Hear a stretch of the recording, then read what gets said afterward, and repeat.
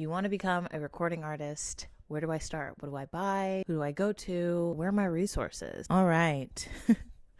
Hello. Hi, my name is Akili Ni Mali. I am a singer, actor, recording artist, songwriter, producer, all of the things, mommy and wife here in Chicago, Illinois.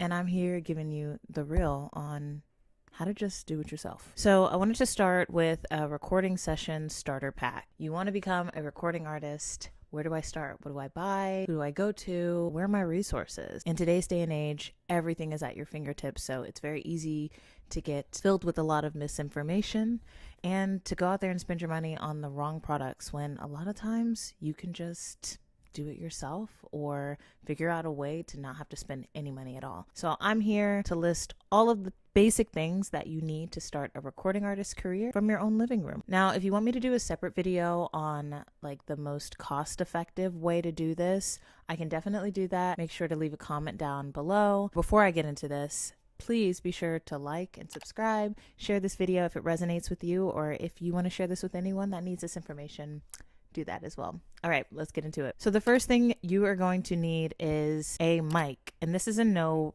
particular order. I'm just naming things off that you'll need. For example, I am recording on a condenser mic right now. This is the AKG C214, and I just got this one earlier this year. It's what I recorded Selonia on and Ick as well. Before that, all of the music that I was doing for the past few years, I was recording on this mic. Hold on. This is an Audio-Technica A75R, and I think my mom gave this one to me. It's like a shotgun mic. I really liked it because it picked up my vocals really well. I'm softer spoken. I don't really scream.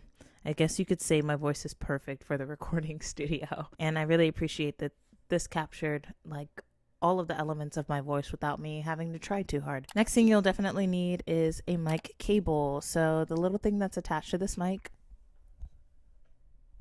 boom, boom, boom. That's going to hook up to what you need next. An interface. Now, before I got like my replacement interface, I was using the PreSonus. I have two of these actually. Yeah, I was using this audio box. It's a 2-channel. So you can see here and I'm not like a recording gadget guru, but I did work in pro audio sales for a few years. So I got to know a lot of the different products and sample out what might work for me based off of my budget. I've never been someone to just drop like hundreds and thousands of dollars of recording equipment. So I've always gone on the cheaper side. This is actually a gift from my mom because she is a gadget guru. Like when she finds something, she goes and she just buys it.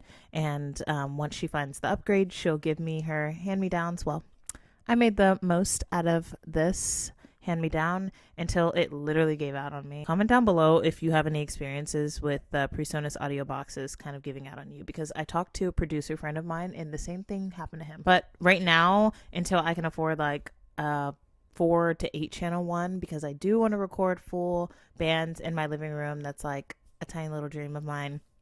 Right now I'm using the Focusrite and it's just a single channel one. It's a Scarlett Solo. I'll insert a picture because I can't like really reach. Be sure you also have a pop filter. I've kind of ran through a few different pop filters, but I've heard the best one to get is like that metal mesh one. A mic stand is always helpful. You don't need one, but sometimes you might get interference of the audio if your cord is not like still. That's happened to me before, so it's just helpful to have a mic stand so you don't have to worry about like any weird noises, whooshes, and random plosives from you just like not having equal distance throughout your take. This one's a plus. I don't have it at the moment, but I did, and it was helpful in the space that I lived in. Studio foam. It's basically something that will help change the sound depending on where you're at. So for me, I was recording a lot of times in my spare bedroom where we used to live before, but I've bounced back and forth between recording like up against clothes in my closet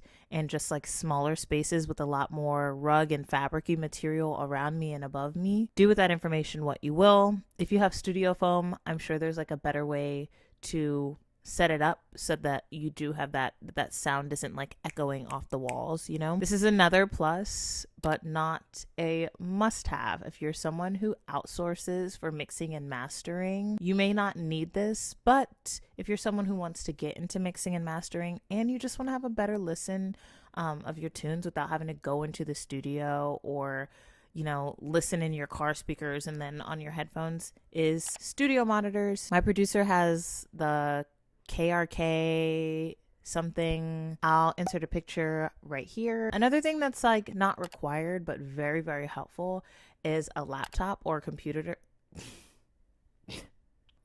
of some sort. I'm recording this audio through my phone, so I have like a special adapter that can connect to my phone, and that adapter connects to my interface that connects to my microphone. But to not be super difficult, you might want to use a laptop because you can see everything a lot better, or even if you have a big monitor screen, that's better. But I use my laptop because it's on the go and more things are compatible with it. And that brings me to your DAW. You gotta have something to record through, you know? Logic for me, Pro Tools, you have GarageBand. I think back in the day when I first started recording, I remember using Audacity. Does anyone remember Audacity? It was like a free like program that you could use to record, and it was really cool. But now looking back on it, the learning curve was crazy and it did not look that user friendly to me, even though it just was like, it was giving not convenient. Now I use Logic, which also has a learning curve, but it's widely used more in the industry, so I like to use it. Ooh, another one, girl, headphones, and not these cheap ones. I'm just kidding. Any pair of headphones can do, but preferably ones that don't bleed. When the headphones bleed through, it's going to mess up your audio. So you want something that's noise canceling, and that might be on the pricier side. Another one, not required, but very helpful. And if you have it, definitely put this in your recording studio. If you don't have it, put it on your list because it is important and you're going to need it to keep all your song storage. A hard drive literally keeps your computer from crashing, and it has saved me so many times when my projects just disappear, but because I've been like constantly saving on my hard drive, boom, still there. You don't have to worry about all your life's creative work going to waste because you have a hard drive. Another one is a room with little to no horrible acoustics, I guess I should say. So for me, I've always been in like the weirdest spaces, so I tend to gravitate towards a closet, even though I have a lot of nice spaces in my home that look like they might be great to record in. I find that I get the least amount of like bus sounds, street sounds, echoes when I'm in a room that has a rug, blinds over anything that can like the sound can bounce off. So you want to just eliminate any room for the sound to like bounce off of, so windows and things like that. It also helps if you're in a room with different like levels in the ceiling, so not just a square room, but a room that has like some curves, some curvature in the wall. I'm no recording room architect, but that's just what I've been told by someone, and from experience has not failed me. When in doubt, record in a closet.